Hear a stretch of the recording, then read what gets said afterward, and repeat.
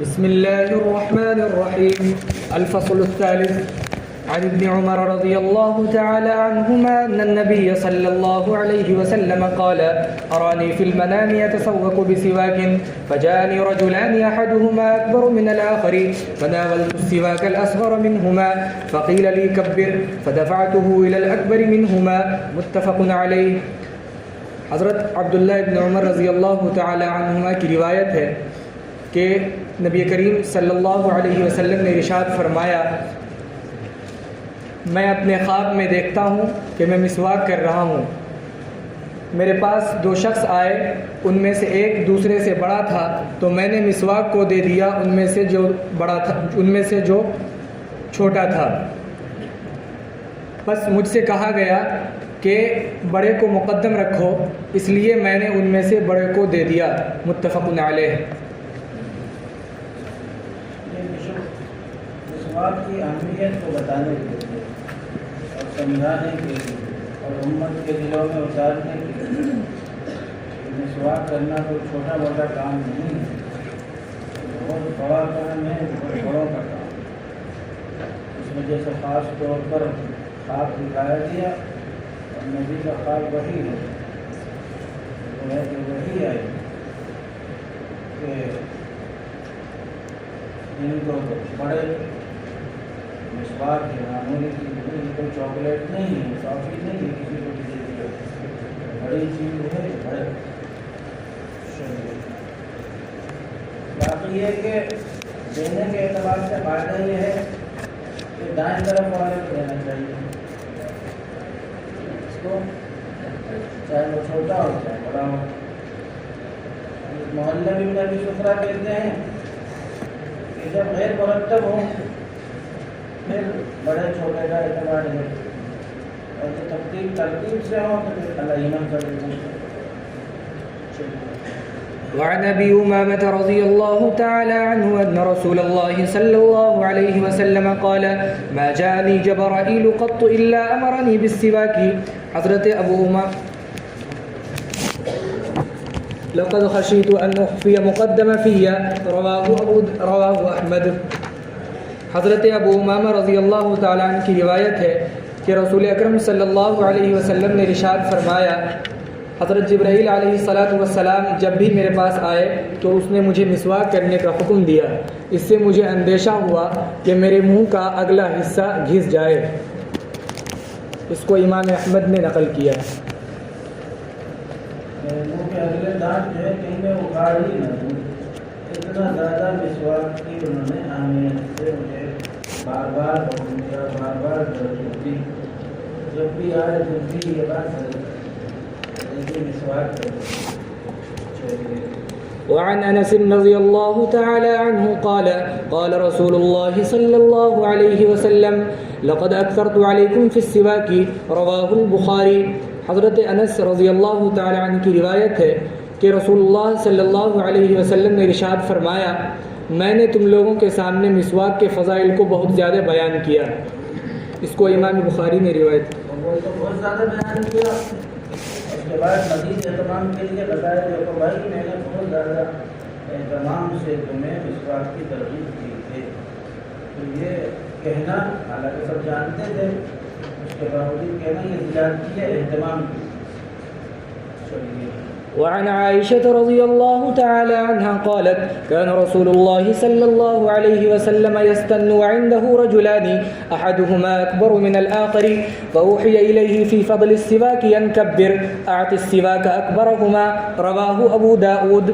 حضرت عائشہ صدیقہ رضی اللہ تعالی عنہ کی روایت ہے، آپ فرماتی ہیں کہ رسول اللہ صلی اللہ علیہ وسلم مسواک کیا کرتے تھے تو آپ کے پاس دو شخص تھا، ان میں سے ایک دوسرے سے بڑا تھا تو آپ کو وحی کی گئی مسواک کی فضیلت کے بارے میں کہ آپ بڑے کو مقدم رکھیں، لہٰذا آپ نے مسواک ان دونوں میں سے جو بڑے تھے اس کو دے دیا. اس کو امام داؤد نے آپ بڑے کی بڑائی کا خیال رکھیں، مسواک ان میں سے بڑوں بڑے کی بڑائی کا خیال رکھتے ہوئے مسواک آپ ان دونوں میں سے جو بڑا ہے اس کو. یہ وحی کی گئی آپ کے پاس، اور ابھی میں نے بتایا کہ خواب بھی وہی ہوتی ہے، اس دوسری حدیث میں تھا کہ خواب میں بتایا گیا، اس حدیث میں ہے کہ وحی ہوئی، دونوں میں کوئی تعارف نہیں ہے۔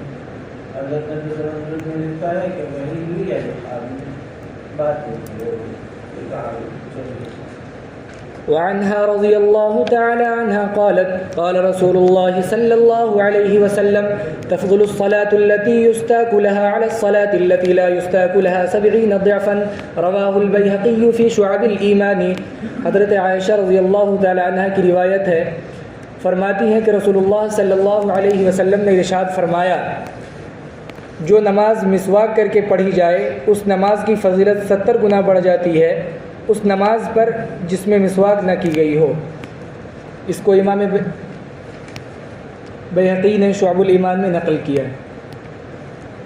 مسواک کر کے جو نماز ہے اس کا ثواب بغیر مسواک والی نماز سے 70 گنا زیادہ۔ بچوں سے مسئلہ یہ ہم نے پڑھ لیا اور سن لیا اور گزر گئے، یہ کچھ بھی نہیں ہوا جب تک یہ یقین اور اس کی فضیلت ہمارے دلوں کے اندر نہ بیٹھ جائے اور اس قوت کے ساتھ نہ بیٹھ جائے کہ ہم اس کو برداشت نہ کر سکیں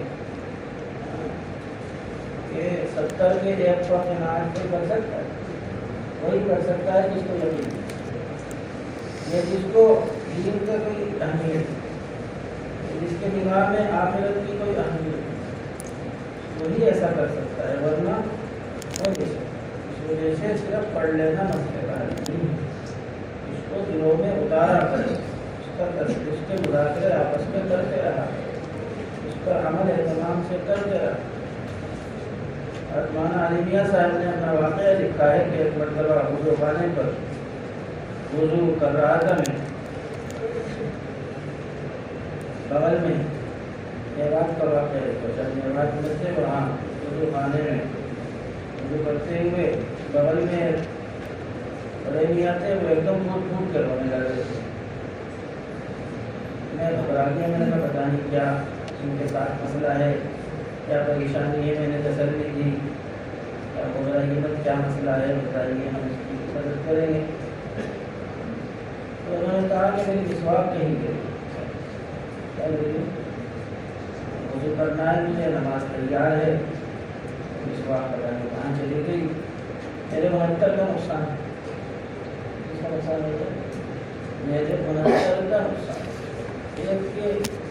ایک نماز جو وضو کر کے پڑھی جائے اس میں 70 گنا مسواک دے گی، وہ پھوٹ پھوٹ کے روئے۔ مولانا علی میاں صاحب نے لکھا ہے کہ اس واقعے سے میں نے دعوت کی اس محنت کو جو مولانا علی میاں صاحب نے شروع کی، اس محنت کی حقانیت مجھے اس واقعے سے سمجھی۔ واقعی یہ محنت حق ہے کہ اس سے آدمی جو ہے فضائل کا اتنا زیادہ تلبس ہوتا ہے اور اتنے زیادہ اس کا کہنا سننا ہوتا ہے کہ آدمی کے دلوں میں اتر جاتا ہے۔ اصل مقصد یہ ہے، علم سے زبان میں یا دماغ میں یا کافیوں میں اگر کوئی علم ہے تو یہ حجت اللہ عالمی اعظم ہے، یہ علم نافع ہے۔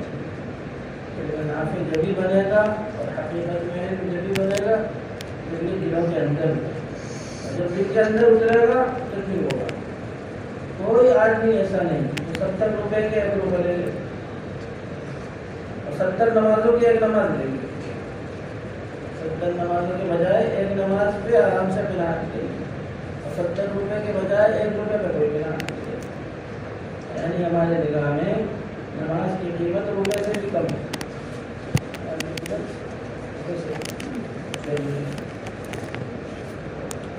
وعن ابي سلمة رضي الله تعالى عنها عن زيد بن خالد الجهني رضي الله تعالى عنه قال سمعت رسول الله صلى الله عليه وسلم يقول لولا أن أشق على أمتي لأمرتهم بالسواك عند كل صلاة ولا أخرت صلاة العشاء إلى ثلث الليل.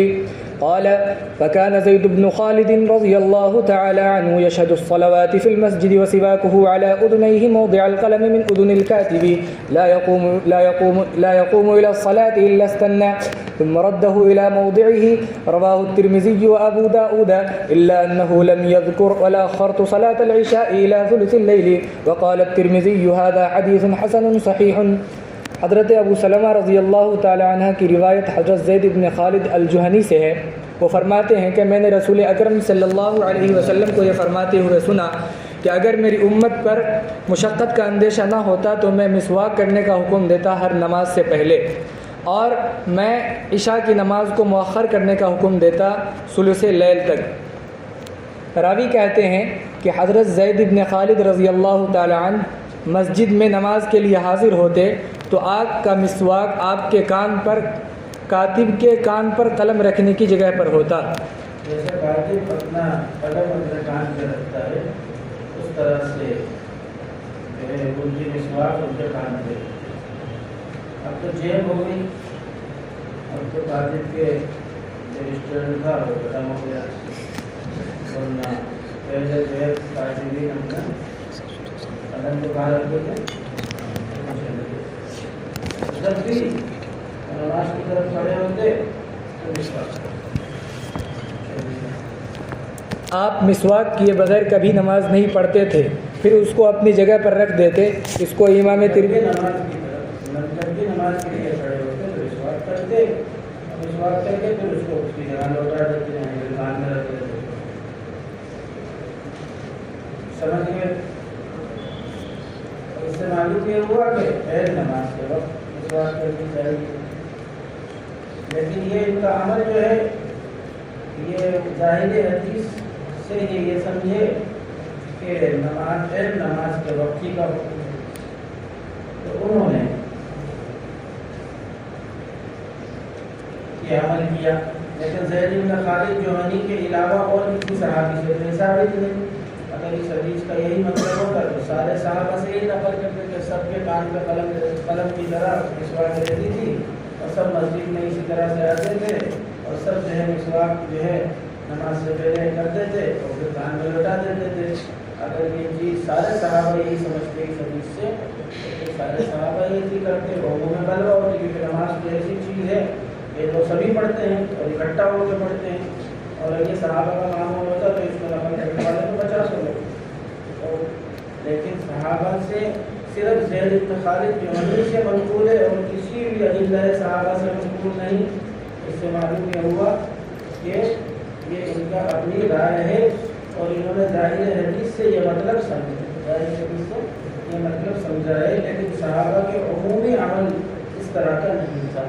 اگر عمومی عمل اس طرح کا ہوتا تو چونکہ 5 وقت کی نماز مسجد میں سارے صحابہ اکٹھا ہو کے پڑھتے تھے تو یقیناً اس کی نقل کرنے والے بہت سارے.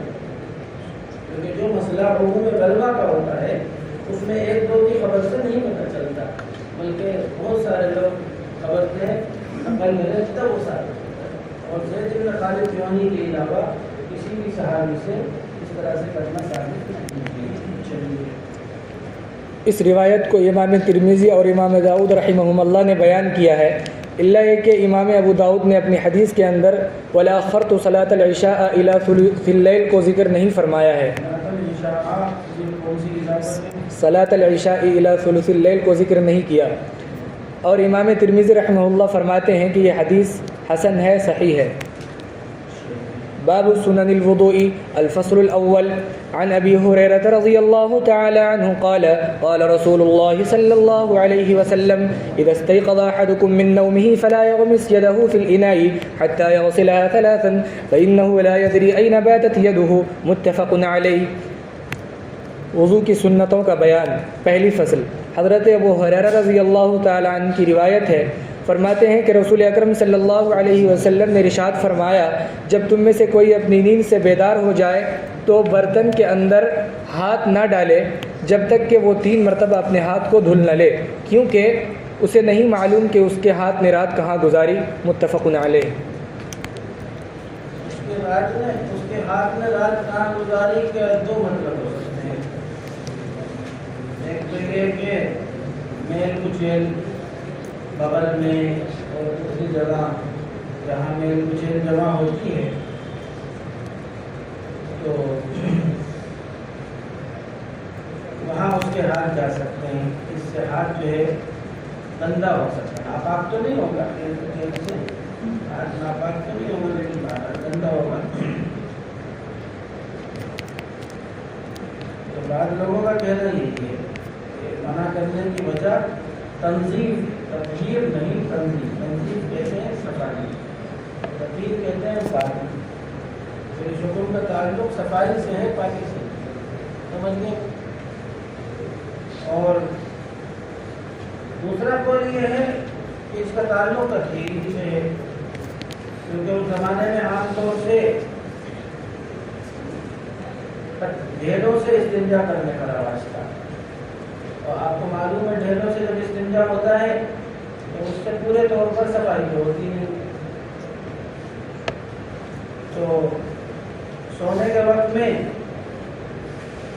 ہاتھ جو ہے ایسی جگہ جا سکتا ہے جہاں گندگی ہو، ناپاکی ہو، تو اس سے بچنے کے لیے آپ علیہ الصلوۃ والسلام نے فرمایا کہ سو کے اٹھو تو پہلے ہاتھ دھو لو پھر برتن میں ہاتھ دھو لو، سمجھ گئے؟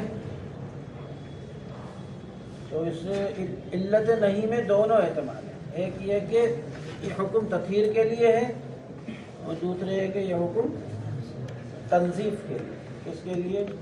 ایک یہ ہے کہ حکم اس وجہ سے ہے کہ استنجا بالاحجار میں جو ہے پورے طور پر صفائی تو ہوتی نہیں، پھر پسینے سے وہ بہہ سکتا ہے اور ہاتھ جا کر جو ہے اس سے گندہ ناپاک ہو سکتا ہے، پھر وہی ناپاک ہاتھ آپ نے برتن میں ڈال دیا، سارا پانی ناپاک ہو گیا، سمجھ گئے؟ اور ایک یہ کہ بغل وغیرہ میں جہاں میل اور پسینہ جمع ہوتا ہے وہاں آدمی کھجلاتا ہے رات میں سوتے ہوئے، اس سے اس کا ہاتھ گندا ہو جاتا ہے، پھر تو وہی ہاتھ ڈال دے گا تو پانی ناپاک تو نہیں ہوگا لیکن باہر گندا بنا نہیں پائے، کیونکہ وہ آدمی پانی وہی پانی ہے، اس کو آدمی پیے گا بھی، اسی سے آدمی کھانا بھی بنائے گا، اسی سے آدمی وضو بھی کرے گا، اس کو صاف ہو جائے گا۔ حضرت سہارنپوری مانا پری رہتا ہے اور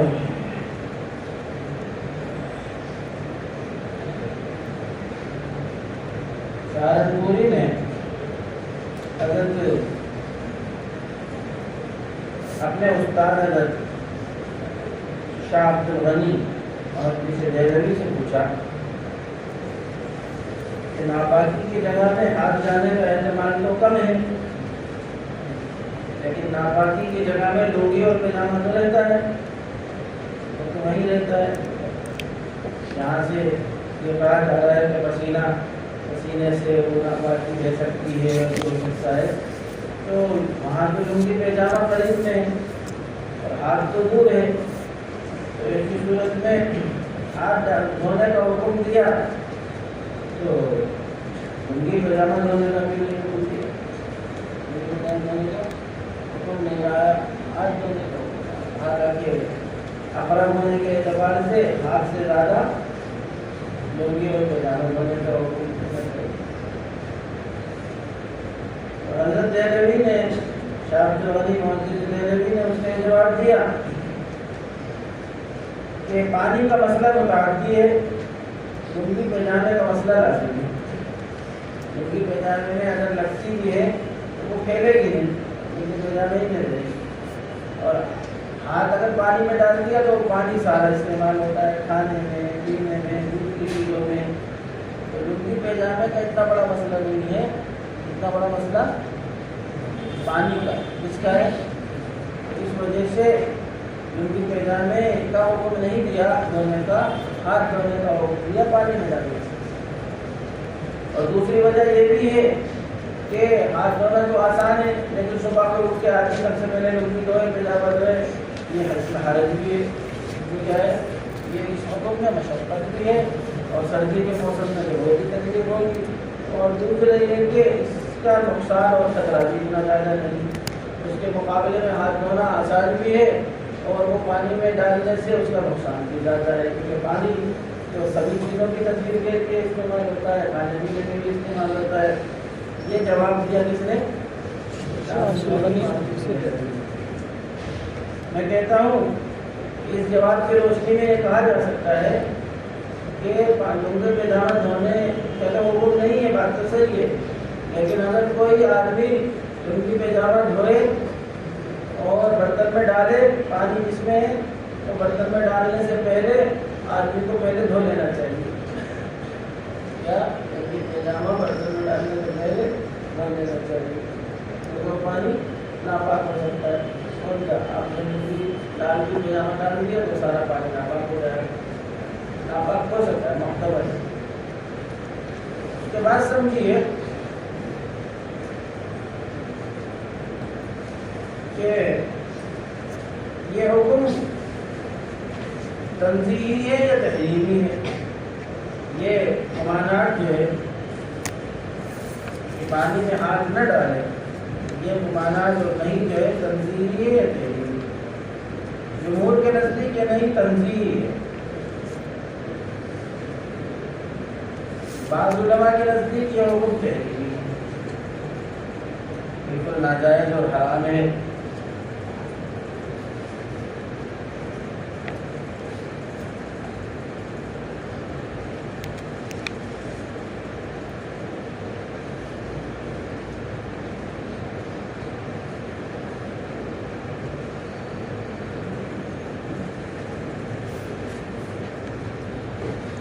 کہتے ہیں کہ بنی اسرائیل کی گائے نہیں بنانا چاہیے. بنی اسرائیل کی گائے کا کیا مطلب؟ بنی اسرائیل کی گائے کا مطلب یہی ہے کہ جی مسواک تو بہت ہوتی ہے. کون سی مسواک یہ بتائیے. ایک سوال آیا ہے کہ یہ بتائیے کیسی مسواک. ارے بھائی نے مسواک کرنا ہو کہا جا رہا مسواک کر لو. نہیں وہ گائے کیسی ہوگی. اچھا اس کا رنگ کیسا ہوگا. اچھا اس کا ڈھنگ کیسا ہوگا. اچھا اس کی یہ کیسی ہوگی. وہ سوال کرتے رہے ادھر سے سڑکیں بڑھتی رہی تو لاکھوں کروڑوں روپے میں ملی ہوگا. اور ویسے خرید لیتے تو 2-4 ہزار میں کام ہو جاتا. لیکن انہوں نے سوالات بڑھائے اللہ نے جوابات بھی بڑھا دیے. اس وجہ سے اتنا حکم آ گیا اس کو کر لو. اب اس کی تحقیق مت کرو کہ وہ دیپ کی ہوگی یا ہوگی یا کس چیز کی ہوگی. یہ سب تحقیق مت کرو کر لو. جی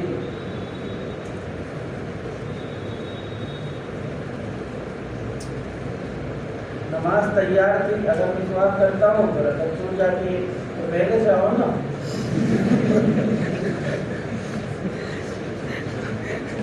معمول چونکہ نماز کے وقت کا ہے اس وجہ سے وہ معمول تو جی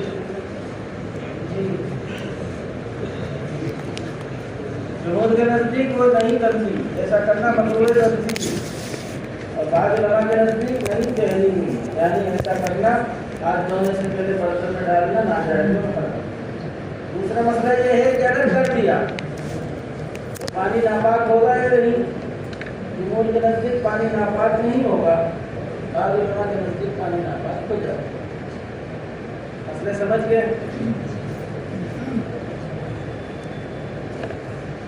تیسرا مسئلہ اس میں یہ ہے کہ مصنف نے اور امام ابو داؤد نے بھی اس حدیث کو سنن وضو میں ذکر کیا جس سے معلوم ہوا کہ یہ ہاتھ دھونا وہی والا ہے جو وضو کے شروع میں ہوتا ہے. وضو کے شروع میں جو ہاتھ دھویا جاتا ہے وہی والا ہاتھ دھونا ہے.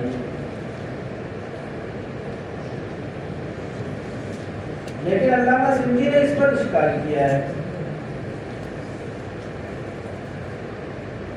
وہ کہتے ہیں کہ اس حدیث کا تعلق سنن وضو سے نہیں. اس حدیث کا تعلق سنن وضو سے نہیں ہے. اس حدیث کا تعلق تو احکام نیام سے پانی کے احکامات سے. سمجھ گئے. اور مقصد اس حدیث کا یہ ہے کہ گھروں میں برتنوں کے اندر جو پانی رکھے ہوتے ہیں ان کو پاک رکھنے کا اہتمام کرنا چاہیے. یہ ہے اصل مقصد. وضو کی سنتیں بتانا مقصود ہے اس وجہ سے بلکہ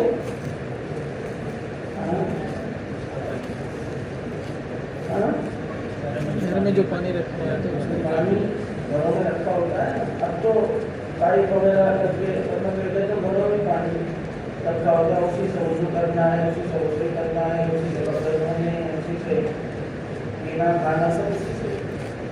اس حدیث کا مقصد یہ ہے کہ گھروں میں برتنوں کے اندر پانی رکھا ہوتا ہے، اس کو پاک رکھنے کا اہتمام کرنا چاہیے۔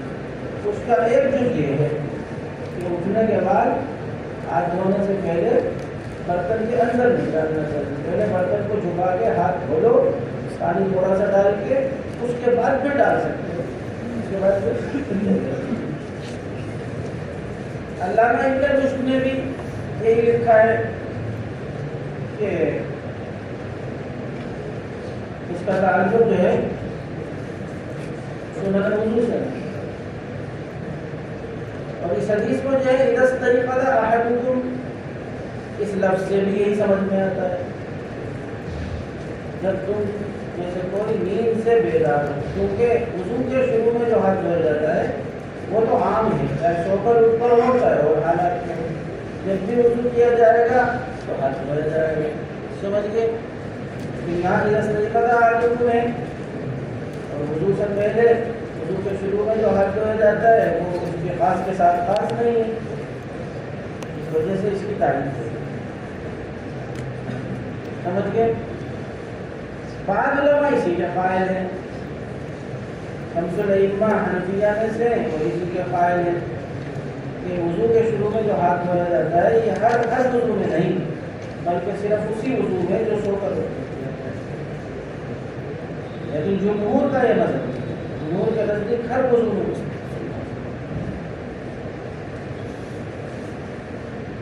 ہر وضو میں جو شروع میں ہاتھ دھونے کا استحباب و سنیت ہے وہ کسی قولی حدیث میں تو نہیں آئی، کسی قولی حدیث میں تو اس کی ترغیب نہیں دی گئی کہ وضو جب شروع کیا کرو تو پہلے اپنے دونوں ہاتھ دھو لیا کرو، ایسی کوئی حدیث قولی تو نہیں ہے۔ علامہ نور شاہ کشمیری نے لکھا ہے کہ کوئی قولی حدیث تو میرے علم میں نہیں، البتہ فعلی حدیثوں سے بہت سی حدیثوں سے ثابت ہوتا ہے، یہ سنت جو ثابت ہوئی ہے وہ اگرچہ قولی کسی حدیث سے نہیں ہوئی لیکن فعلی بہت سی حدیث ہیں کہ آپ علیہ السلام نے وضو کیا تو وضو سے پہلے اپنے دونوں ہاتھ چلیے۔ ایک بات اس حدیث میں اور ہے، اس میں حتیٰ یغسلھا ثلاثا، حتیٰ یغسلھا، اس سے معلوم یہ ہوا کہ نجاست غیر مرئیہ سے پاکی کا طریقہ یہ ہے کہ اس کو 3 مرتبہ دھویا جائے، نجاست غیر مرئیہ سے پاکی کا طریقہ یہ ہے کہ اس کو 3 مرتبہ دھویا جائے۔ حنفیہ کا مذہب یہی ہے،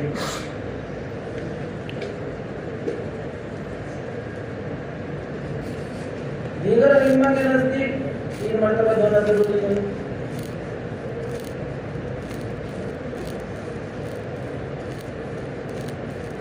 اس حدیث سے حنفیہ کے مسلک کی تعریف ہوتی ہے،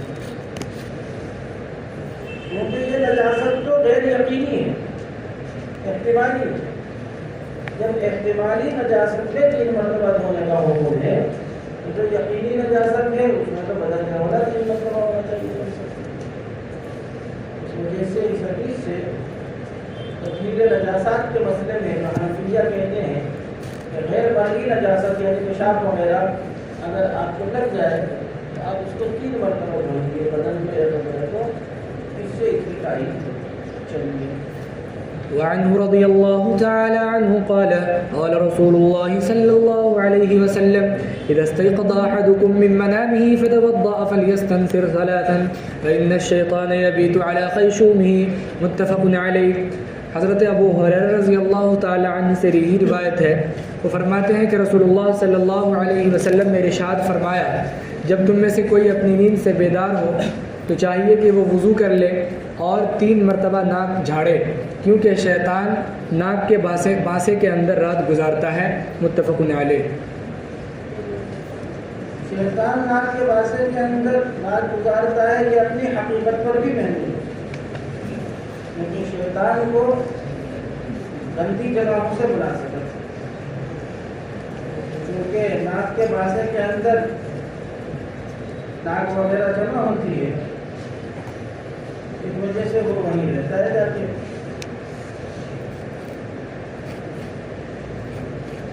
اور وہاں اس کے جانے کی ایک وجہ یہ بھی ہے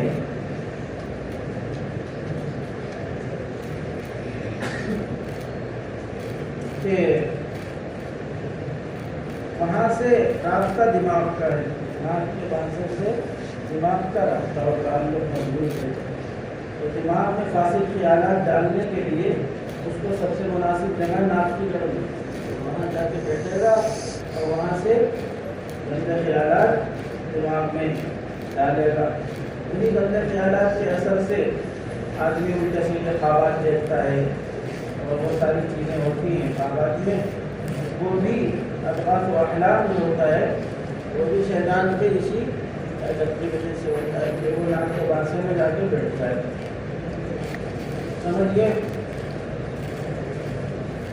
اور اس کا وہاں جانا اس لیے بھی آسان ہوتا ہے کہ اللہ نے شیطان کو اتنا اختیار نہیں دیا کہ وہ دروازہ کھول سکے. آپ کھلے ہوئے دروازے میں گھس جاتا ہے. ہاں کھلے ہوئے دروازے میں اب منہ تو بند رہتا ہے وہاں بھی جا نہیں پاتا.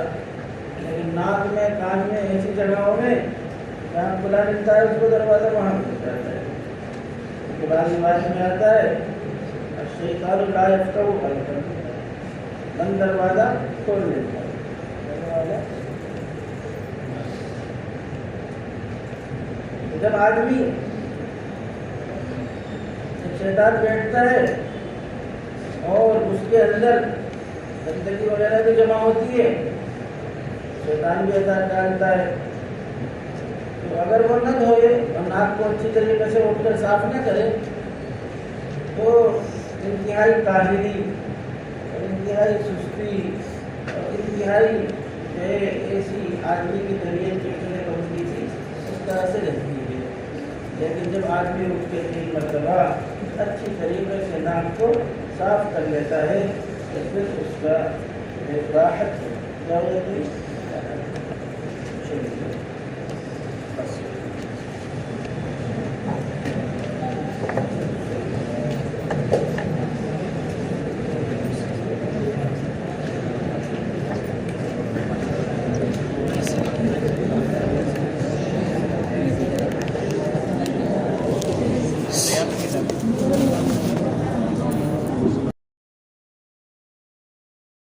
وقيل لعبد الله بن زيد بن عاصم رضي الله تعالى عنه كيف كان رسول الله صلى الله عليه وسلم يتوضأ فدعا بوضوء فأفرغ على يديه فغسل يديه مرتين ثم مضمض واستنثر 3 ثم غسل وجهه 3 ثم غسل يديه مرتين إلى المرفقين ثم مسح رأسه بيديه فأقبل بهما وأدبر.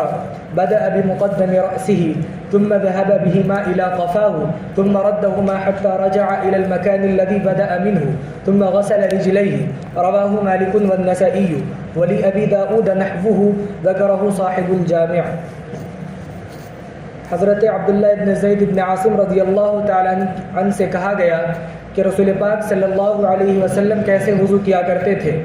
تو حضرت عبداللہ ابن زید ابن عاصم نے وضو کا پانی منگوایا.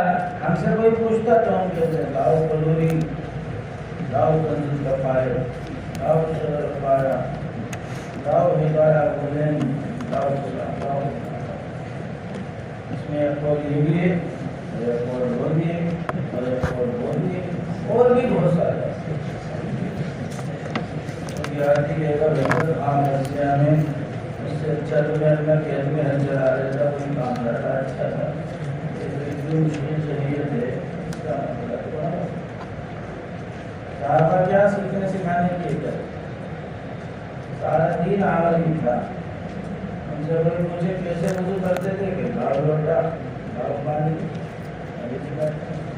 بس وضو کر کے دکھا دیا پورا کتاب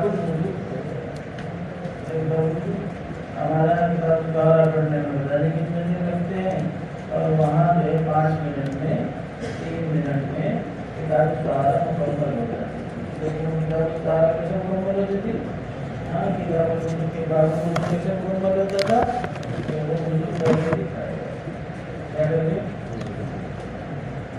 نیت کرو ترتیب ہے مدرسے کی، یہ تو خصوصی ہے، اس کو ہر فن میں مہارت حاصل کرنے کا ایک طریقہ ہے۔ اصل جو سیکھنا سکھانے کی روح ہے وہ تو وہی ہے، عوام میں اس کے علاوہ علم آ نہیں سکتا۔ آپ اگر قدوری و بند تباہ لگے بیٹھ جاؤ تو آپ کو دیکھیے حل کر دیں گے، کہاں سے آ جائے۔ یہ تو آپ لوگوں کو جنہوں نے 10 سال فارغ کر کے ساری کھیتی باڑی کاروبار سب چھوڑ چھاڑ کے مدرسے میں آگے بڑھ کے ان موقع والے تو امت کے عوام والے خود امت کے عوام کو دین سیکھنے سکھانے کی ترتیب تو یہی ہے۔ پوچھا کیسے وضو کرتے تھے کہ اردو میں پتہ نہیں تھا، یہ طریقہ عوام کا ہے۔ لیکن اب عوام کو دین سکھانے کا وقت ہی ختم ہو گیا۔ ہم سمجھتے ہیں مدرسے میں پڑھیں گے، کوئی تلاش کریں گے کوئی مدرسہ وہاں پڑھیں گے، مدرسے سے مدرسہ، مدرسے سے مدرسہ، مدرسے سے مدرسہ، اور مدرسے کے چاروں طرف سب عوام جہالت کے سمندر میں ڈبکیاں کر رہے ہیں، اور ہم ایک مدرسے سے نکل کے دوسرے مدرسے کی تلاش میں لگ جاتے ہیں، اور مسجدوں میں جا کے لوگوں کو دین نہیں سکھاتے۔ اس کے علاوہ کوئی شکل نہیں ہے عوام میں دین کا علم حاصل ہونے کی، اور کوئی شکل نہیں ہے کہ آپ ہر مسجد کو مدرسہ بناؤ، اور آسان جو طریقہ ہے عملی طور پر وہ ترقینی انداز میں سکھائے۔ اب دیکھیے کیسے عبداللہ بن عاصم نے 10-20 صحابہ کی روایتیں آپ پڑھیں گے جنہوں نے وضو کر کر کے دکھایا، وضو کر کر کے دکھایا۔ یہی رخ تھا وضو کے سیکھنے سکھانے، کیونکہ وضو پر نماز کا مدار ہے اور نماز پر دین کا مدار ہے، اس پر وضو پر نماز کا مدار ہے اور نماز پر سارے دین کا مدار ہے۔ اس وجہ سے وضو کے سیکھنے سکھانے کا بہت اہتمام ہوتا صحابہ میں، اور نماز کے سیکھنے سکھانے کا بھی اسی طرح سے بہت اہتمام ہوتا۔ تحیات سکھاتے تھے سب کو، اور دعائے قنوت سکھاتے تھے، درود شریف سکھاتے تھے، قرآن کی صورتیں سکھاتے تھے۔ ہم لوگ اس کو کام ہی نہیں سمجھتے، ہم سمجھتے ہیں صرف فطرت پڑھانا کام ہے، محفلی پڑھانا کام ہے، اور کسی کو صرف فاتحہ سکھانا کہ یہ تو مت کر آپ بھی کر لے گا، یہ تو ہماری شان کے خلاف۔ سب سے بڑی مصیبت یہ ہے کہ جو اصل دین کی تعلیم ہے اس کو شان کے خلاف سمجھا جاتا ہے، اور جو فرعی اور جو ہے بنیاد کے قائم ہونے کے بعد جو اوپر کے علوم حاصل کرنے کی ترتیب ہے اس کو ہم سمجھتے ہیں بس یہ نہیں، بنیادیں کمزور ہوئی اور انتہائی علوم میں ہم لگ گئے، جس کی وجہ سے سارا دین کا علم امت سے نکلتا چلا۔ اب 4 دیواری ہے مدرسے کے اندر، اس میں بڑی بڑی تحقیقات اور بڑے بڑے حقائق و دقائق چل رہے ہیں، اور مدرسے کے باہر جو ہے مسلمان ایک ہے اس کو صرف فاتحہ سیکھنے سکھانے کا جو عمومی رخ تھا وہ ختم ہونے کی یہ نامزد ہے کہ وہیں پڑوس میں ایک آدمی ہے وہ حقائق دقائق کی بحث کر رہا ہے، اور اسی کے پڑوس میں ایک دوسرا آدمی ہے اور اس کو فاتحہ جیسے اس کا رخ یہ ڈالنا یہ آپ لوگوں کی ذمہ داری ہے۔ آپ ہر مسجد کو مدرسہ بناؤ، مدرسے میں ضرور پڑھاؤ، لیکن یہ کافی نہیں ہے امت کے اندر دین لانے کے لیے اور علم آنے کے لیے۔ آپ مسجد میں 2 گھنٹہ 4 گھنٹہ لگاؤ، سب کو مسجد میں لاؤ، ان کو سورہ فاتحہ سکھاؤ، ان کو نماز سکھاؤ، ان کو قرآن سکھاؤ، اور سکھانے کے لیے اور سیکھنے کے لیے وقت دینے کو تیار نہیں، ترغیب کرو، کیا کرو؟ تشکیل کرو، ترغیب کرو۔ اگر صرف ترغیب سے کام نہیں چل رہا تو ان کو مسجد ماحول میں رکھو، ان کا چلہ لگواؤ، 4 مہینے لگواؤ، جب ان کا ذہن بن جائے تو ان کو سکھاؤ۔ ارے سمجھ میں آ رہی ہے؟ چلیے پھر اپنے دونوں ہاتھوں پر پانی بہایا، پھر اپنے دونوں ہاتھوں کو 2 مرتبہ دھلا، دونوں ہاتھوں پر پانی بہایا، دونوں ہاتھوں کو دھویا۔ یہاں کی شمار کی جگہ اظہار ہو گئی، شمار کی جگہ اظہار ہو گیا نہیں ہو گیا؟ آپ لوگ سوچ رہے ہیں کیا ہو گیا، کچھ بھی نہیں ہوا۔ خوب فاصلہ اعلیٰ یہ ہی جب آ گیا تھا تو فاصلہ ہما کے جانا چاہیے تھا، ہاں یہ کیوں کہا فاصلہ اعلیٰ یہ ہی فاصلہ یہ ہی؟ ارے سمجھ گئے؟ یہ مظاہر مشکات میں گڑبڑ ہوئی ہے، ورنہ مصادی میں فافرغ علی یدہ الیمنی، فافرغ اعلیٰ یدہی کے بجائے فافرغ اعلیٰ یدہی الیمنی. لاڑیہ قاری کہتے ہیں کہ یہی زیادہ ٹھیک ہے. اور آگے فغسل یدہی سے اس کی دلیل بھی ملتی ہے کہ اگر یہ فافرغ اعلیٰ یدہی ہوتا تو پھر آگے فغسل یدہی کہنے کی ضرورت نہیں، فغسلہما کہنے سے کام ہو جاتا. معلوم یہ ہوا کہ پہلے فافرغ اعلیٰ یدہی کے بجائے فافرغ اعلیٰ یدہی الیمنی. بھائی جب آپ ایک لوٹے سے پانی ڈالیں گے تو ایک ہی ہاتھ میں تو ڈالیں گے، دونوں ہاتھ میں کیسے ڈالیں گے؟ نہیں سمجھے؟ ہاں یہ تو ہو سکتا ہے کہ کوئی دوسرا پانی ڈالے تب تو آپ دونوں ہاتھ میں لے سکتے ہیں، لیکن آپ خود ہی ڈالیں کیونکہ افرغا کی نسبت خود ان کی طرف ہو رہی ہے، تو اسی صورت میں یہ لازم ہوگا کہ وہ ایک ہاتھ پہ ڈالا. ارے سمجھ گئے؟ پانی دائیں ہاتھ میں لیا اور پھر اس سے اپنے دونوں ہاتھ میں چلیے. پھر آپ نے کلی کی اور 3 بار ناک کو جھاڑا، پھر اپنے چہرے کو 3 مرتبہ دھلا، پھر اپنے دونوں ہاتھوں کو 2 مرتبہ کہنیوں سمیت دھلا، پھر اپنے سر کا اپنے ہاتھ سے مسح کیا، پھر سمیت دھویا. جمہور کا مطلب یہی ہے کہ آیت مغیہ میں داخل ہے، کہنیوں کا دھونا بھی فرض ہے، لیکن امام زفر وغیرہ کہتے ہیں کہ آیت مغیہ میں داخل نہیں ہے، کہنیوں کو دھونا ضروری ہے. پھر ان کو آگے سے پیچھے لے گئے اور پیچھے سے آگے لائے. اقبل بہما وادبر. اقبلا کہتے ہیں آگے آنا، ادبرا کہتے ہیں پیچھے لے جانا، آگے لانا پیچھے لے جانا. سمجھ گئے؟ اقبال کہتے ہیں آگے آنا، ادبر کہتے ہیں پیچھے جانا. حالانکہ آپ کو معلوم ہے کہ مسح میں پہلے پیچھے جاتے ہیں بعد میں آگے آتے ہیں. پہلے ہاتھ کو آگے سے رکھ کے پیچھے لے جاتے ہیں، پھر پیچھے سے آگے لاتے ہیں. یہاں الٹا ہو رہا ہے، یہاں اقبل بہما وادبر ہو رہا ہے. سمجھ گئے؟ اس سے معلوم ہو رہا ہے کہ پہلے ہاتھوں کو آگے لائے اور پھر آگے سے پیچھے لے گئے. سمجھ گئے؟ لیکن اقبل بہما وادبر زیادہ کے مطلب اجمال میں تو یہی ہے، جس سے سمجھ میں آ رہا ہے کہ پہلے پیچھے سے آگے لائے پھر آگے. لیکن تفصیل جب کر رہے ہیں تو بدا بمقدم راسی ثم ذهب بما الى قفاه ثم ردهما حتى رجع الى المقال الذي بدأ. اس تفصیل سے معلوم ہو رہا ہے کہ پہلے آگے سے پیچھے لے گئے اور پھر پیچھے سے آگے لائے. آگے سے آگے اگلے سر کے اگلے حصے پر ہاتھ رکھ کے اور وہاں سے مسح شروع کیا اور پھر پیچھے لے گئے اور پیچھے سے پھر آگے لائے. تو اگر اقبال ادبار کا یہی مطلب ہے تو پھر دونوں میں بڑا تعارف ہو رہا ہے. اجمال اور تفصیل میں تعارف ہو رہا ہے. اجمال سے معلوم ہو رہا ہے کہ پہلے آگے لائے پھر پیچھے لے گئے، اور تفصیل سے معلوم ہو رہا ہے پہلے آگے سے پیچھے لے گئے پھر آگے لائے. سمجھ رہے ہیں؟ اس کا آسان جواب یہی ہے کہ بھائی واو تو مطلب جواب کے لیے، واو ترتیب کے لیے تو ہے نہیں. اقبل بہما بعد میں ہوا اور ادبر پہلے ہوا، اس میں کیا اشکال ہے؟ ارے سمجھ گئے؟ لیکن بعض لوگوں نے اسی ترتیب، جمہور کا تو یہی مذہب ہے کہ پہلے آگے سے پیچھے لے جاؤ اور پھر پیچھے سے آگے لاؤ. جمہور امت کا تو یہی مذہب ہے. لیکن بعض علماء وکیع بن جراح وغیرہ کے ہاں پیچھے سے آگے لانا چاہیے.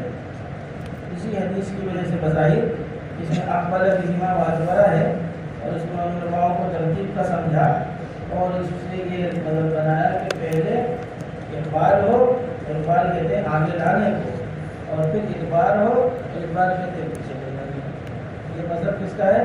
امام وکیع وغیرہ، امام شافعی کے جو استاد ہیں. اور حسن بصری کا ایک تیسرا مذہب ہے، وہ یہ کہ سر کے بیچ میں سے شروع کرو. مسح نہ یوں ہوگا اور نہ یوں ہوگا، بلکہ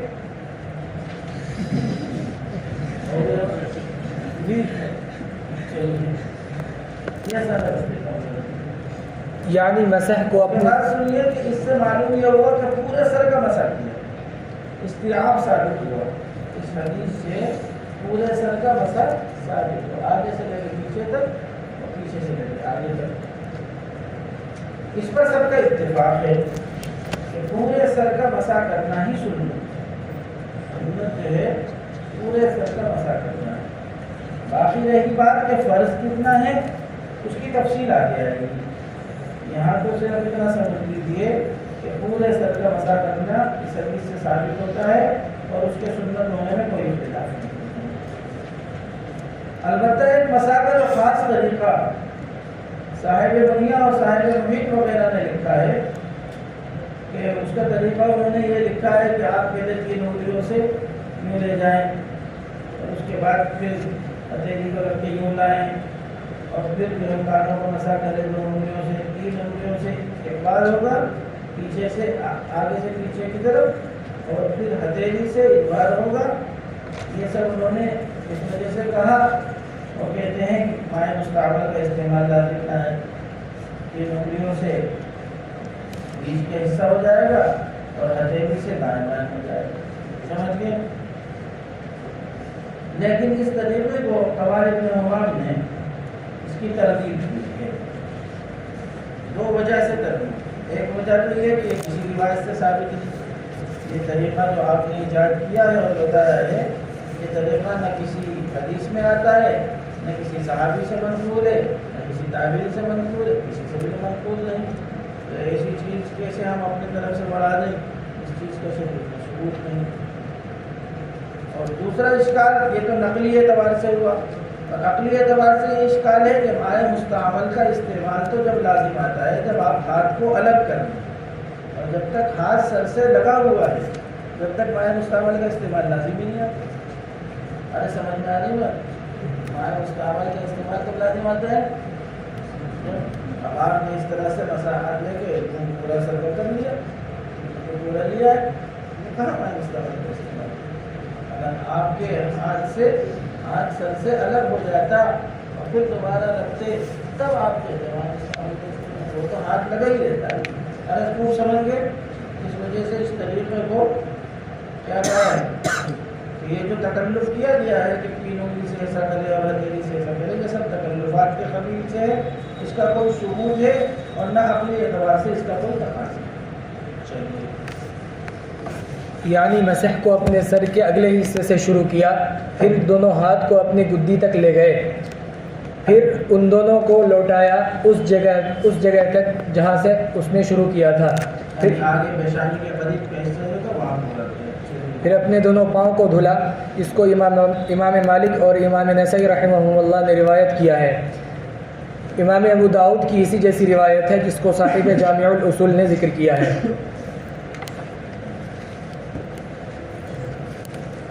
وفي المتفق عليه قيل لعبد الله بن زيد بن عاصم رضي الله تعالى عنه توضأ لنا وضوء رسول الله صلى الله عليه وسلم فدعا بإناء فأكفأ منه على يديه فغسلهما 3 ثم أدخل يده فاستخرجها فمضمض واستنشق من كف واحد ففعل ذلك 3 ثم أدخل يده فاستخرجها فغسل وجهه 3 ثم أدخل يده فاستخرجها فغسل يديه إلى المرفقين مرتين ثم أدخل يده فاستخرجها فمسح برأسه فأقبل بيديه وأدبر ثم غسل رجليه إلى الكعبين ثم قال هكذا كان وضوء رسول الله صلى الله عليه وسلم۔ بخاری اور مسلم کی روایت میں ہے کہ حضرت زید عبداللہ ابن مسئلہ یہ ہوا یہ جو نقل کی ہے پہلے حدیث صاحب السنہ میں ایسے تھی، لیکن صاحب مشکات کہتے ہیں کہ بخاری مسلم میں تو ہمیں یہ ملی جو صاحب السنہ میں جو حدیث تھی جن الفاظ کے ساتھ وہ تو ہمیں مالک اور نسائی میں ملی ہے اور امام ابو داؤد میں جیسی ملی، سنن ابو داؤد میں جیسی ملی ہے، اور جو ملی ہے بخاری اور مسلم میں وہ ان الفاظ کے ساتھ جو آگے آ رہے ہیں۔ اس وجہ سے اتنا لمبا کرنا کلام کو اتنا لمبا کرنے کی ضرورت اس وجہ سے ہوگی کہ جو مساوی کے الفاظ تھے ان الفاظ کے ساتھ بخاری مسلم میں نہیں بلکہ مالک اور نسائی، سمجھ گئے؟ البتہ انہوں نے ولی ابی داؤد محمود جو کہا کہ ابو داؤد کی یہاں بھی جیسی ہے تو اس جیسی حدیث تو صحیح ہے جنہیں کی، لیکن یہ حدیث تو بخاری شریف حضرت ابھی تو کر کے بتایا، اب پھر پہلے بتا دیجیے، بتایا تو یوں کر کے یہ تکلف کرنے کی ضرورت نہیں کہ 3 انگلی سے ہوگا، پورا ہاتھ سر پہ رکھ کے آگے سے پیچھے چلیے۔ حضرت عبداللہ ابن زید ابن عاصم رضی اللہ تعالی عنہ سے کہا گیا کہ آپ ہمارے سامنے رسول پاک صلی اللہ علیہ وسلم کی طرح وضو کر کے دکھائیے۔ بس آپ نے برتن منگوایا، پھر برتن کو جھکایا، اپنے دونوں ہاتھوں پر پھر ان دونوں کو 3 مرتبہ دھلا، پھر اپنے ہاتھ کو برتن کے اندر داخل کیا، پھر برتن کے اندر سے نکال کر آپ نے دیکھو برتن کے اندر داخل کرنے سے پہلے 3 مرتبہ دھو لیا، اب ہاتھ پاک صاف ہو گیا، اب برتن کے اندر ہاتھ داخل کرنے میں کوئی نہیں۔ ہم لوگ اس کے بعد بھی حرج سمجھتے ہیں، ہم لوگ آخر تک نہیں اڑتے رہتے ہیں پانی، اور اس سے پانی بہت زیادہ ضائع ہوتا ہے۔ یہ بات سمجھ لیجیے، اس میں دیکھیے کتنی وضاحت ہے۔ پہلے تو 3 مرتبہ برتن کو جھکا کے اور اپنے دونوں ہاتھوں کو دھو لیا، اب جب دونوں ہاتھ دھل گئے، پاک صاف ہو گئے، تو اب آپ کو بار بار برتن کو جھکا کے اور اس کے اندر سے پانی نکالنے کی ضرورت نہیں، اس سے پانی اچھا خاصا ضائع ہو جاتا ہے۔ آپ اس کے بعد اپنے ہاتھ کو اندر داخل کریے اور اس سے چلو میں پانی دیجیے۔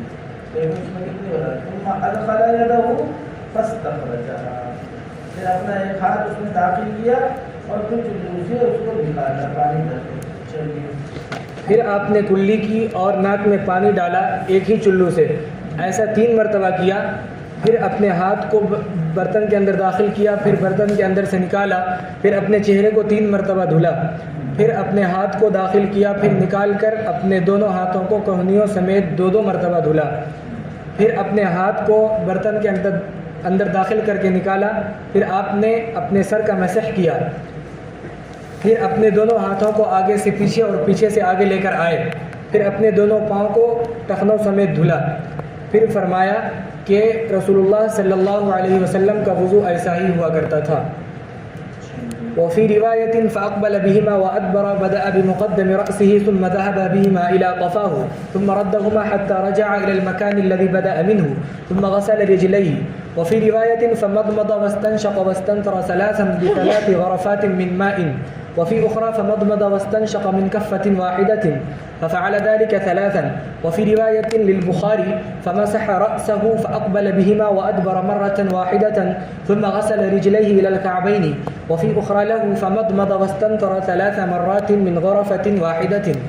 ایک روایت کے اندر ہے کہ آگے سے ہاتھ کو پیچھے اور پیچھے سے آگے لے کر آئے اور اپنے سر کے اگلے حصے سے مسح کو شروع کیا، پھر دونوں ہاتھ کو اپنی گدی تک لے گئے، پھر ان دونوں کو اسی جگہ رکھا جہاں سے آپ نے مسح کرنا شروع کیا تھا، پھر اپنے دونوں پاؤں کو دھولا۔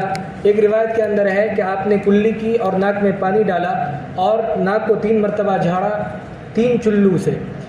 ایک دوسری روایت میں ہے کہ آپ نے کلی کی اور ناک میں پانی ڈالا ایک ہی چلو سے، ایسا 3 مرتبہ کیا۔ امام بخاری کی روایت میں ہے کہ آپ نے اپنے سر کا مسح کیا، بس اپنے دونوں ہاتھوں کو آگے سے پیچھے اور پیچھے سے آگے لے کر آئے 1 مرتبہ، پھر اپنے دونوں پاؤں کو ٹخنوں سمیت دھلا۔ ایک دوسری روایت میں امام بخاری کی ہے کہ آپ نے کلی کی اور ناک جھاڑا 3 مرتبہ 1 چلو کے پانی سے۔ یہاں 4 لفظ ہیں، اب تک 4 لفظ آئے ہیں، مضمضہ واستنشق واستنثر 3 ب3 مرات من ماء۔ ایک لفظ تو یہ آیا،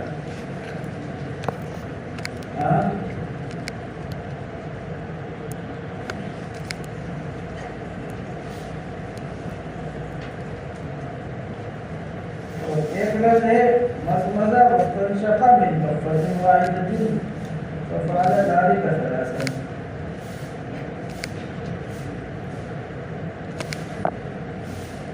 اور ایک لفظ ہے مضمضہ واستنثر 3 مرات من غرفة واحدة۔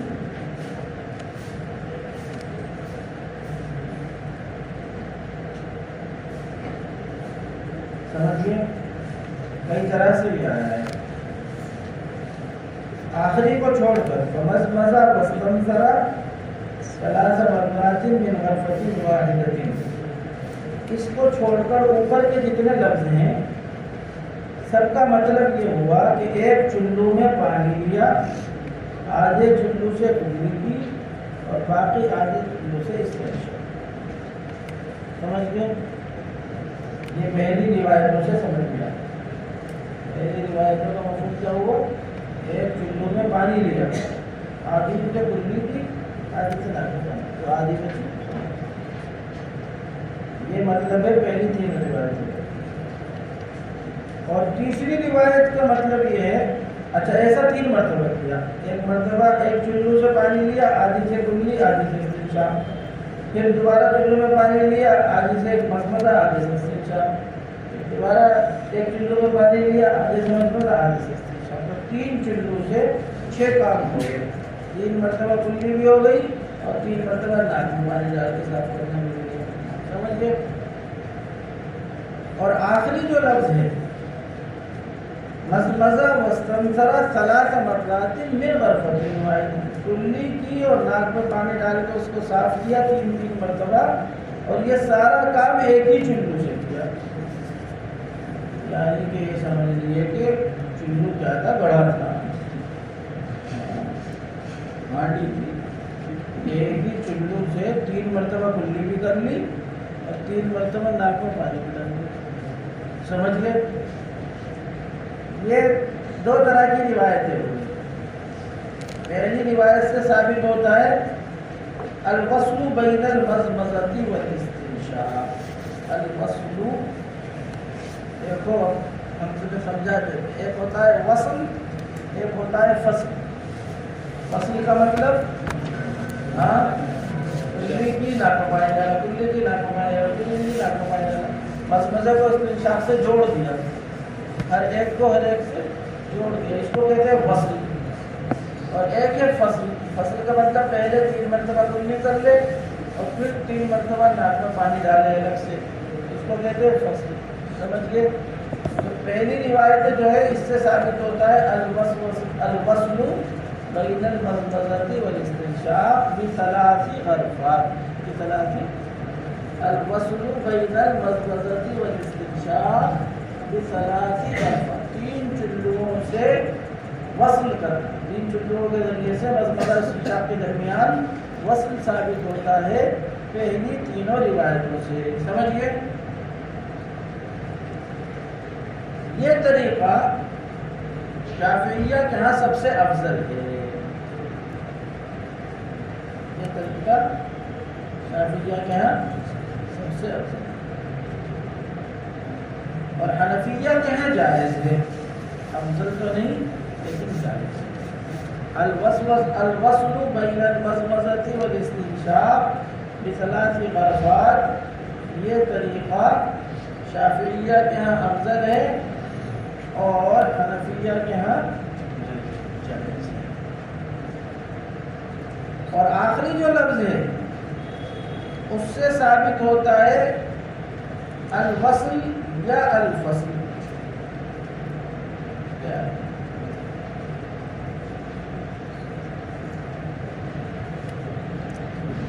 بغرفۃ واحدہ، الوصل یا الفصل بغرفۃ واحدہ. فصل کیا یا فصل کیا، دونوں اعتبار ہیں. پہلے 3 مرتبہ کلی کی اور اس کے بعد 3 مرتبہ ناک میں پانی ڈال کے ناک کو صاف کیا، اور یہ کام 6 کے 6 ایک ہی چلو سے کر لیے. اور دوسرا اعتبار یہ ہے کہ پہلے کلی کی، پھر ناک میں پانی ڈالا، پھر کلی کی، پھر ناک میں پانی ڈالا، پھر کلی کی، پھر ناک میں پانی ڈالا، اور یہ 6 کام ایک چلو سے کر لیے. جو آخری لفظ ہے اس سے 2 شکلیں ثابت ہوتی ہیں. ایک وصل بین المضمضۃ والاستنشاق بغرفۃ واحدہ، یا الفصل بین المضمضۃ والاستنشاق بغرفۃ واحدہ. ایک چلو سے 3 مرتبہ کلی کرنا اور 3 مرتبہ ناک میں پانی ڈالنا، چاہے وہ تینوں پہلے کلی 1 مرتبہ کرے اور پھر 3 مرتبہ ناک میں پانی ڈالے اس کے بعد میں، اور چاہے اس ترتیب سے کرے کہ کلی کر کے ناک میں پانی ڈالے پھر کلی کر کے ناک میں پانی ڈالے. سمجھ گئے؟ یعنی 6 کام ہوئے. کتنے؟ پانی کتنا؟ 1 چلو میں. کوئی کر کے دکھا سکتا ہے؟ ہاں یہ دونوں طریقے شافعیہ کے ہاں جائز ہیں، حنفیہ کے ہاں جائز نہیں ہیں۔ شافعیہ کے ہاں دونوں طریقے جائز ہیں، حنفیہ کے ہاں جائز نہیں ہیں۔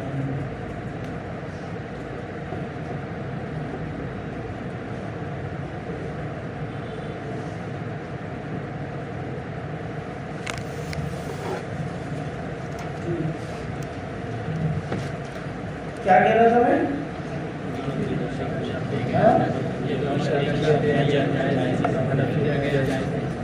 حنفیہ کیا جائز ہے، حنفیہ کیا جائز ہے؟ حنفیہ کیا جائز اس وجہ سے نہیں کہ اس میں مائع مستعمل کا استعمال لازم آ رہا ہے، مائع مستعمل کا استعمال لازم آ رہا ہے، اس کی گنجائش نہیں ہے۔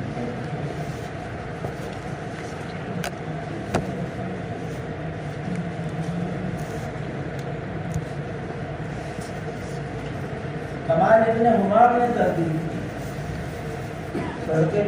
مساکے جو طریقہ صاحب دنیا اور صاحب حمید نے لکھا ہے، اس کی تردید کرنے والے کمال ابن حمام۔ جی کیا کہہ رہا تھا میں؟ کیونکہ جب آپ ایک مرتبہ استنشاق کریں گے، کیا کریں گے؟ استنشاق کریں گے، ناک میں پانی ڈالیں گے، تو اب یقینی طور پر جو پانی آپ نے ڈالا وہ آپ کے ہاتھ میں واپس آئے گا، آپ کے ہاتھ میں واپس آئے گا۔ اب دوبارہ جب اسی چلو سے ڈالیں گے تو مائع مستعمل کے استعمال کریں گے۔ ایسا نہیں ہو سکتا کہ آپ نے ناک میں پانی ڈالا اور ناک میں رکا رہا پانی، اور پھر آپ نے دوبارہ ناک میں پانی ڈال دیا، ایسا نہیں ہو سکتا۔ وہ تو ناک میں پانی ڈال کے پھر واپس آئے گا، تو پھر اسی چلو سے اگر آپ نے دوبارہ استعمال کیا تو مائع مستعمل کا استعمال لازم آئے گا۔ اور جس شکل میں مائع مستعمل کا استعمال لازم آتا ہے وہ شکل حنفیہ کے یہاں جائز نہیں ہے، ان دونوں شکلوں میں آتا ہے۔ مثال کے طور پر آپ نے ایک مرتبہ کلی کی اور ایک مرتبہ ناک میں پانی ڈالا، پھر اسی چلو سے تیسری مرتبہ جب کلی کا ارادہ کیا تو وہی پانی جو ناک سے نکلا تھا وہی منہ میں ڈال دیا، وہی پانی جو ناک سے نکلا تھا آپ کے ہاتھ میں آیا تھا وہی آپ نے منہ میں ڈال دیا، پھر اسی کو پھر ناک میں ڈال دیا، پھر اسی کو پھر منہ میں ڈال دیا، یہ کیا کرتے ہیں۔ اور اسی طرح سے اگر آپ کلی کرتے ہیں تو کلی میں تو چلیے کلی میں آپ نے منہ میں پانی لے لیا اور پھر دوبارہ لے لیا، پھر سے دوبارہ لے لیا، یہاں تک پانی مستعمل نہیں ہوا، پھر چوتھی مرتبہ میں آپ نے ناک میں پانی ڈالا، یہاں تک بھی مستعمل نہیں ہوا، اب پانچویں مرتبہ جب ناک میں پانی ڈالیں گے تو پھر پانی مستعمل۔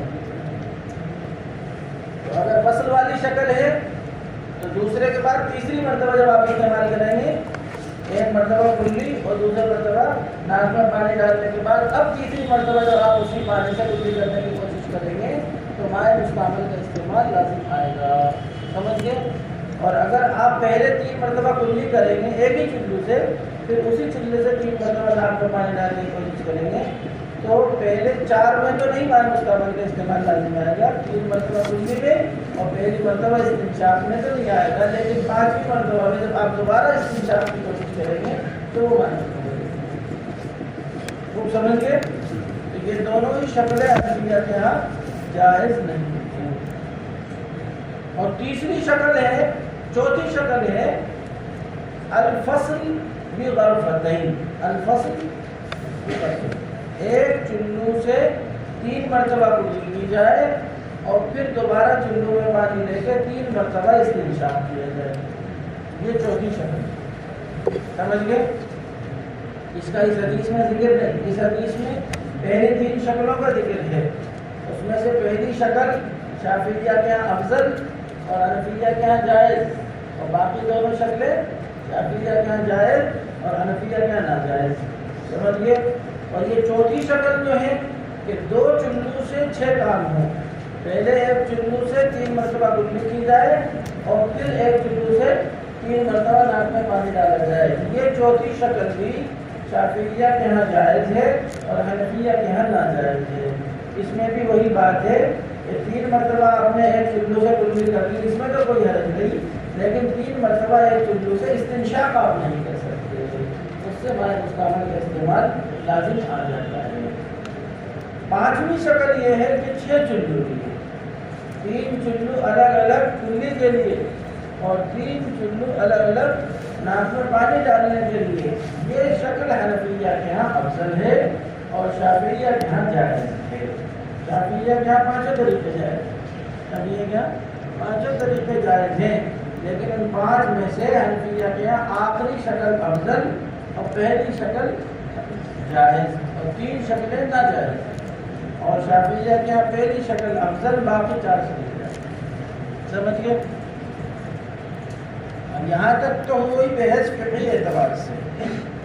اب سوال یہ ہے کہ یہ حدیث تو بخاری شریف میں ہے دونوں لفظ، اور آپ نے بعض شکلوں کو جو پہلی والی شکل کو تو خیر آپ نے جائز کہہ دیا اور دوسری شکل کو تو بالکل ہی ناجائز کہہ دیا، جس میں دونوں شکلیں آتی ہیں، دوسری اور تیسری 2 شکلیں بیٹھ سکتی ہیں، ان دونوں شکلوں کو آپ نے ناجائز کہہ دیا ہے بخاری شریف کی روایت۔ تو یہ بات سمجھتی ہے کہ یہ روایت جو ہے عبداللہ ابن زید ابن عاصم کی، اس کے بارے میں خود امام ترمذی نے لکھا ہے کہ اس حدیث کو عمرو ابن یحییٰ سے نقل کرنے والے بڑے بڑے ائمہ ہیں، امام مالک، سفیان بن عیینہ وغیرہ بڑے بڑے ائمہ ہیں، ان میں سے کسی نے بھی یہ تفصیل بیان نہیں کی، یہ تفصیل اور کسی نے بیان نہیں کی۔ البتہ ایک راوی ہیں، کون؟ خالد بن عبداللہ۔ خالد بن عبداللہ ایک راوی ہیں، وہ بھی بہت مضبوط راوی ہیں، انہوں نے یہ طریقہ بیان کیا۔ امام بخاری نے اسی وجہ سے اس کو نقل کر دیا کیونکہ راوی مضبوط ہے، لیکن اکثر ائمہ اس کو نقل نہیں، اس وجہ سے حنفیہ اس کو جائز کو کہتے ہیں لیکن افضل۔ اور رہی بات آخری لفظ کی، جس سے معلوم ہوتا ہے کہ ایک ہی چلو سے سارے کام کر لیے، اس لفظ کے ساتھ تو خالد بن مخلد القطوانی یہ متفرد ہیں، امام بخاری کے استاد ہیں خالد بن مخلد القطوانی، انہوں نے اس لفظ کو نقل کیا ہے، لیکن وہ متکلم فی الحال امام بخاری نے بھی ان سے 1-2 حدیثیں لی ہیں، لیکن وہ بہت ضعیف راوی ہیں، اور یہی حدیث ہے، چونکہ حدیث یہی ہے تو اس وجہ سے اس کو کہیں گے شاذ۔ یہ لفظ جو ہے اگر کوئی الگ سند سے ہوتی ہے حدیث تو ہم کہتے ہیں یہ بھی صحیح، یہ بھی صحیح، لیکن سند ایک ہی ہے حدیث کی۔ اکثر لوگ تو یہ لفظ نقل ہی نہیں کر رہے تفصیل والا کہ کلی اور مضمضہ اور استنجاق کی کیا ترتیب ہوگی، اکثر ائمہ تو نقل ہی نہیں کرتے، ایک ثقہ نقل کرتے ہیں اس طرح سے جو ہم پہلا لفظ ہے، اور ایک نقل کرتے ہیں وہ راوی سے کافی مضبوط بھی نہیں ہے، تو وہ روایت تو بالکل ہی شاذ ہے، روایت تو بالکل ہی شاذ ہے، اور جو پہلا لفظ ہے اس میں بھی شذوذ کا خطرہ ہے، سمجھیے۔ لیکن اور بلکہ علامہ ابن القیم تو یہاں تک کہتے ہیں کہ ایک چلو سے آپ ایک مرتبہ کلی کر لیں اور ایک مرتبہ ناک میں پانی ڈال لیں، اس سے زیادہ تو ممکن ہی نہیں، اس سے زیادہ تو ایک چلو سے اس سے زیادہ کام کرنا، تو وہ روایت جو خالد بن مخلد القطوانی کی ہے اگرچہ بخاری شریف میں ہے، لیکن وہ لفظ سندن بھی مرفوع ہے اور عقلاً بھی مرفوع، کیونکہ ایک چلو سے اتنا کام تو ہو ہی نہیں سکتا ہے، عقلاً بھی اگر آدمی غور کرے تو یہ ہو ہی نہیں سکتا ہے، سمجھ گئے؟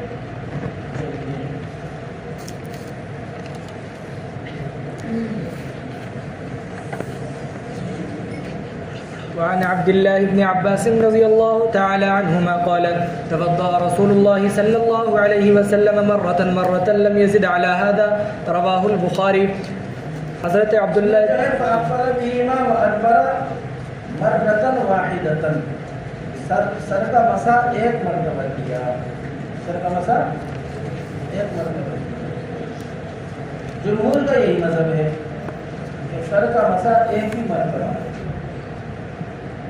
امام شافعی کا اس سے اختلاف ہے،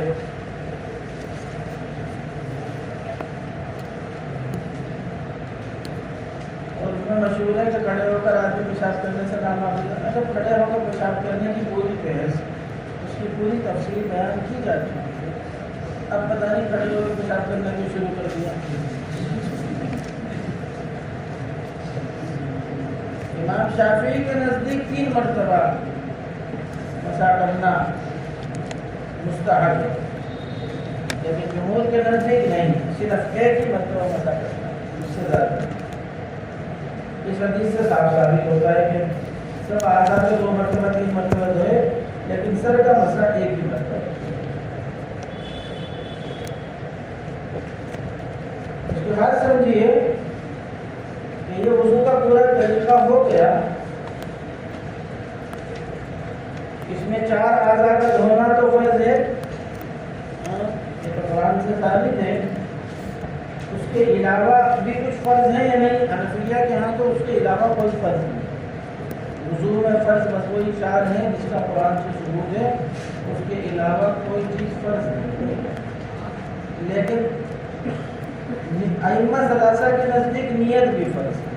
5ویں چیز نیت ہے، ائمہ ثلاثہ کے نزدیک وہ بھی فرض ہے.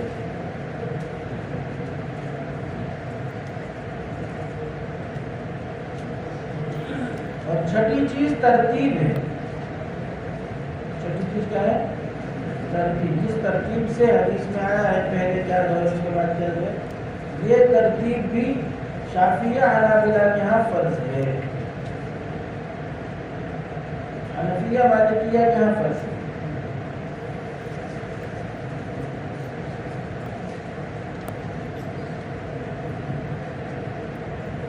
اور 7ویں چیز ہے موالات. موالات کہتے ہیں پے در پہ دھونا. پے در پہ دھونے کا مطلب ہوتا ہے ایک عضو سوکھنے سے پہلے دوسرا عضو دھو لینا. یہ مالکیہ حنابلہ کے یہاں فرض ہے، حنفیہ شافعیہ کے یہاں فرض ہے. سمجھئے؟ موالات یعنی پے در پہ دھونا، یہ مالکیہ حنابلہ کے یہاں فرض ہے. اور 8ویں چیز ہے دل. دل کا مطلب ہوتا ہے کہ پانی بہا کے اس کے اوپر ہاتھ پھیرنا. ایک تو یہ کہ صرف پانی بہا دیا، اور ایک یہ پانی بہانے کے ساتھ ساتھ اس پر ہاتھ بھی پھیرنا ضروری ہے. مالکیہ کے یہاں دل بھی فرض ہے. ائمہ ثلاثہ کے نزدیک دل فرض نہیں ہے. خلاصہ ہے نکلا کہ وضو میں 4 چیزیں تو بالاتفاق فرض ہیں: ہاتھ دھونا، چہرہ دھونا، ہاتھ دھونا، سر کا مسح کرنا اور پیر دھونا. یہ 4 چیزیں تو سب کے نزدیک فرض ہیں، اور 4 چیزوں میں اختلاف ہے: ایک نیت، ایک ترتیب، ایک موالات اور ایک دل. یہ 4 چیزیں مختلفی ہیں. حنفیہ کے یہاں ان 4 میں سے کوئی فرض نہیں ہے، باقی ائمہ کے یہاں کوئی فرض ہے، کوئی فرض نہیں. بچوں بعض لوگ ایسے ہوتے ہیں جن کا منہ سے وضو ٹوٹتا ہے.